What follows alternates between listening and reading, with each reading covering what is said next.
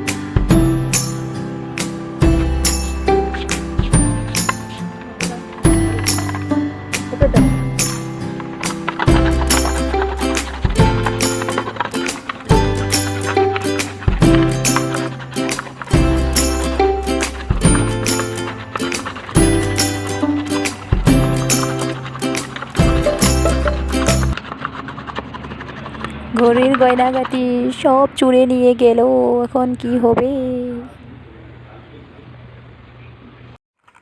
প্রথমে আমি ঘড়িটা ভালো করে ধুয়ে নিয়েছি, কারণ উনি আমাদের গুরুজি। আমি ঘরে অনেক কিছু জিনিসে ছোটোখাটো বানিয়েছি ঘর সাজাবার জন্য। এবার আমার ইচ্ছে হলো আমি নিজের হাতে আমাদের গুরুজির ফটো বানিয়ে ঘরে সাজিয়ে রাখার।